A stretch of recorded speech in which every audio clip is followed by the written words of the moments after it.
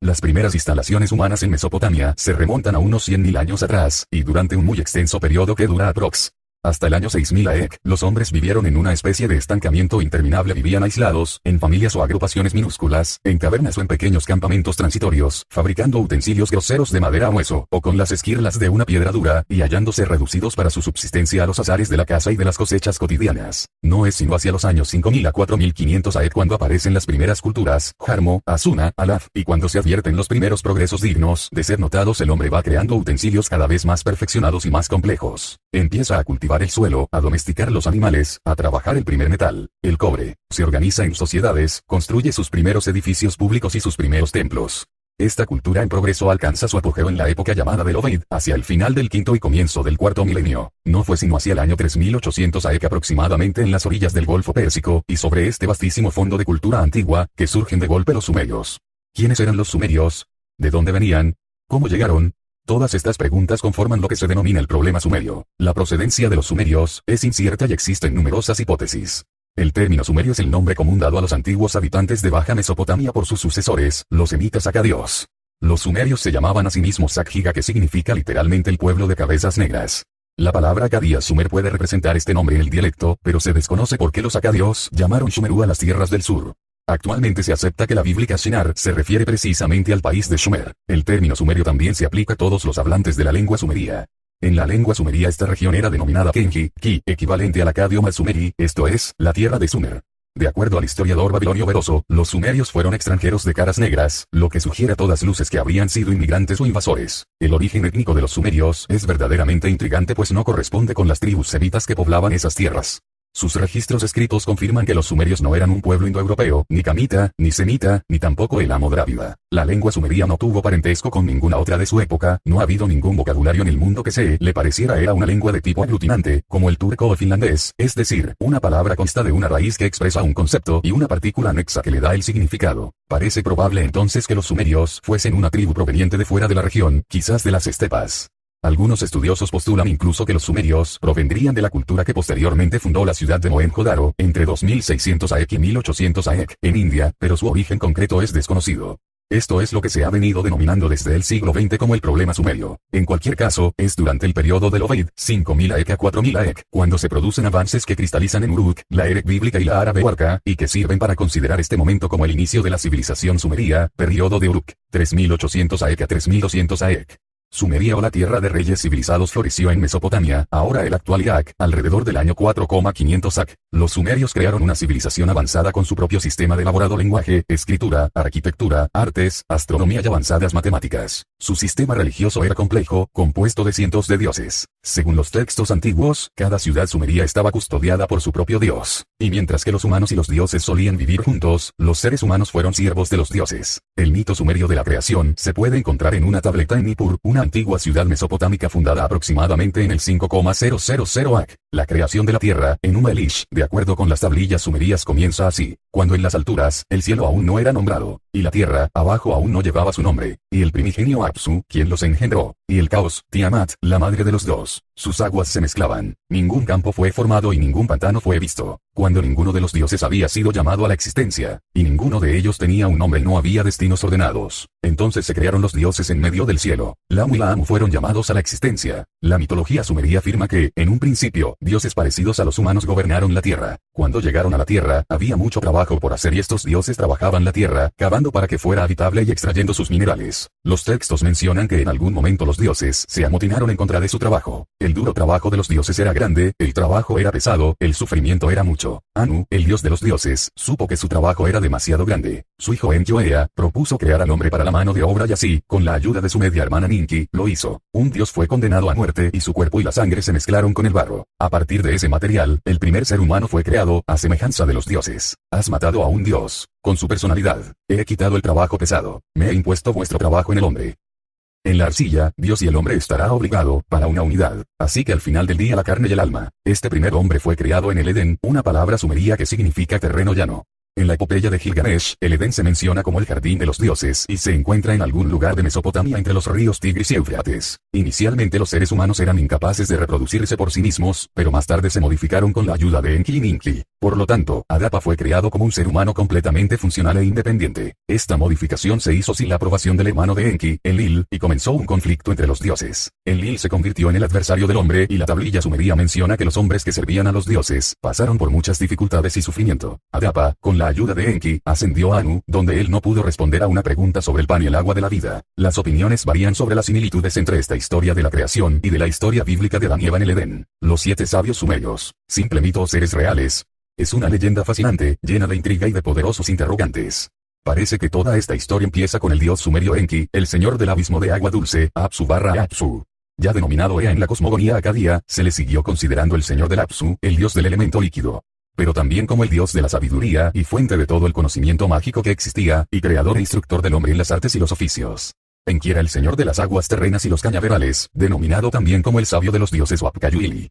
Y es en este contexto donde surge el mito de los 7 sabios, pues fue Enki quien los creó. Los 7 Apkayu de Eridu. Eridu era la ciudad donde estaba el primigenio templo de Enki o Engura, o los 7 Apkayu del Apsu.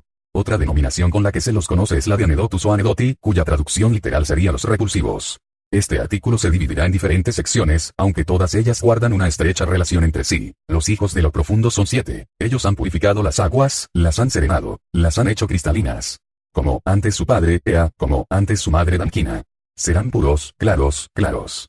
Pasaje de texto acadio. Los 7 seres Abgal o Apkayu. En la mitología de la antigua Mesopotamia, el término acadio Apkayu se usaba para definir a unos personajes míticos poseedores de un extraordinario saber. La traducción de este vocablo no ha encontrado su transcripción literal fonética, vendría a ser por tanto sabio, hombre sabio, erudito, y en una acepción posterior, cultura asiria, se asoció a divinidades protectoras, genios, geni, o genios alados. Trataremos este punto. Y este término acadio viene a su vez del vocablo sumerio Abgayu, sabio Ab igual agua, Gal igual grande, Lu igual hombre, sumerio. Eran criaturas anfibias míticas, representadas en los relieves babilónicos como seres con el cuerpo de pez, pero que por debajo tenían la figura de un hombre. Nos dice la web Lampuso.wordpress.com. Realizaron supuestos extraordinarios aportes a las florecientes civilizaciones de la creciente fértil. En los rituales sumerios acadios de la época morrito-babilónica, y milenio AC, el nombre de Abgal, Apkayu en lengua sumeria, hace referencia a un erudito componente de la corte de los Ijiji del reino del Apsu, término sumerio acadio para los Anunnaki Manuna paleo-babilónicos.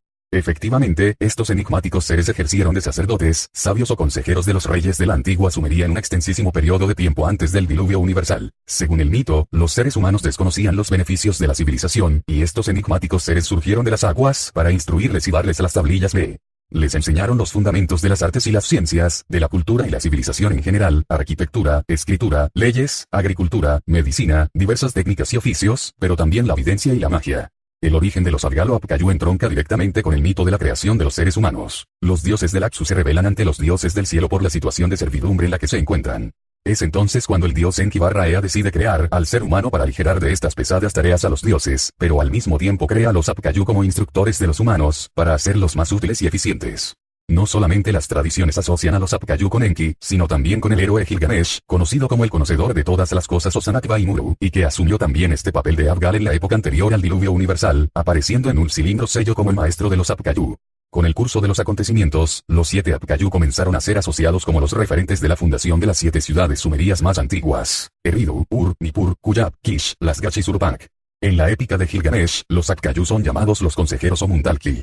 En los textos épicos se dice que terminada su instrucción, retornaron al Apsu, el reino de las aguas profundas, y nunca más fueron vistos. La primera mención hacia estos seres la hace Marduk en el poema épico de Erra, cuando pregunta: ¿dónde están los 7 sabios del Apsu, los puros peces Puradu Fish, quienes, al igual que su señorea, han sido dotados de la sabiduría suprema? Estos 7 Apkayu, carpas venidas del mar. Estos 7 Apkayu nacidos en el río, para asegurar el buen funcionamiento de los planes en el cielo y en la tierra orientalía 30, 1961. Podemos decir que hay unanimidad en los que serían los 7 primeros Apkayu. Dos fuentes que resultan coincidentes en este sentido son las series de encantamientos conocidas como Bidn Seri, en la tercera tablilla, y la lista de reyes de Uruk. Los nombres difieren un poco, pero vamos a darlo por coincidente, veremos más tarde discrepancias. Tenemos la relación hecha por la Wikipedia, entrada sobre el Bidn Seri, Incantation, Tuana, Woa Cómplices de Plans of Heaven and Earth Muekil Urata Mewereti.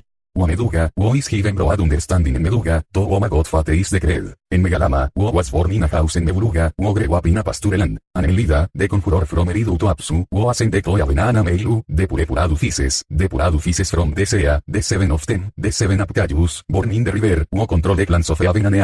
En la web puso WordPress.com, el Apcayu una Navarra 1, el primero de los 7 Abgal, los otros fueron Munduga, Meduga, Megalana, en Mebuluga, un Enlilda, y Utuapsu.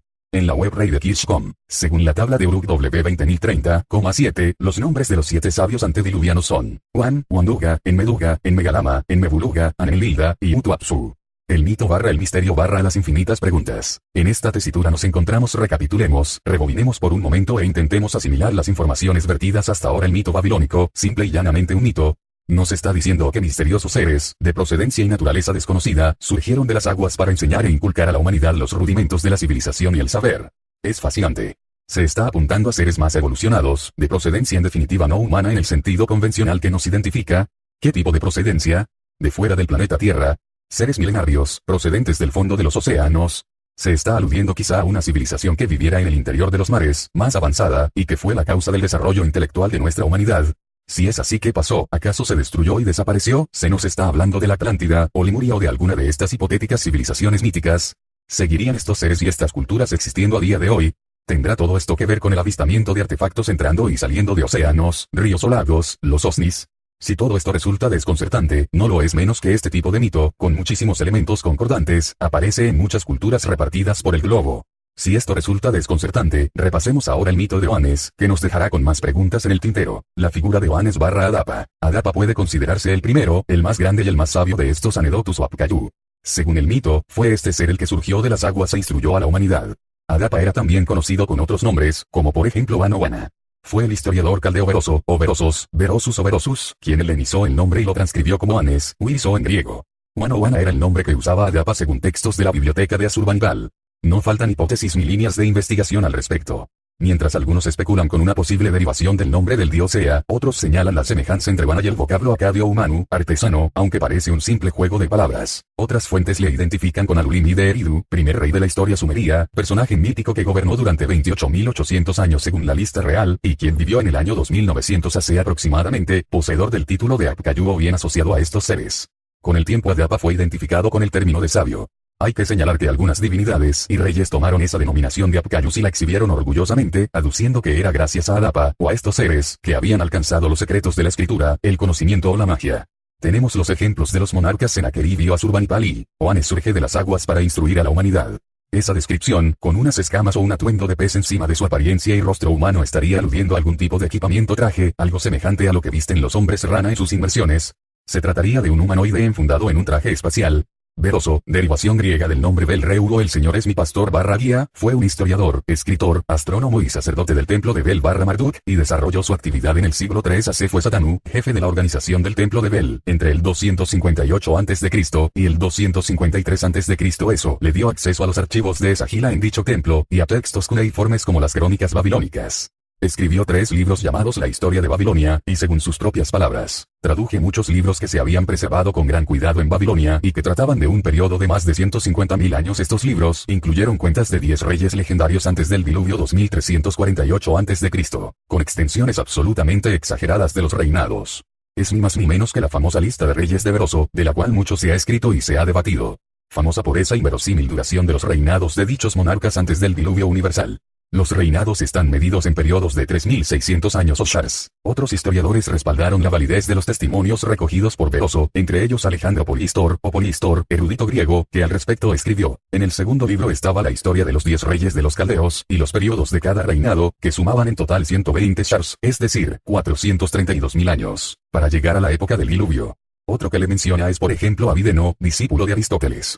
Esas crónicas escritas en griego, o babiloníaca, recogen también la aparición de Oannes entre los humanos, que es el punto que nos interesa. Polistor transcribe también las enseñanzas de Berosus. En aquellos tiempos, había en Babilonia una gran cantidad de personas de distintas naciones, que habitaban Caldea y vivían sin orden ni concierto, como las bestias de campo. En el primer año, de la parte del Golfo Pérsico que bordea Babilonia, apareció un animal dotado de razón llamado Oannes. Su cuerpo era como el de un pez, tenía una cabeza humana y arriba otra de pez, y asimismo, más allá de la cola de pez, se extendían sus pies humanos. También su voz era humana. La bestia pasaba el día entero con los humanos pero no ingería comida alguna.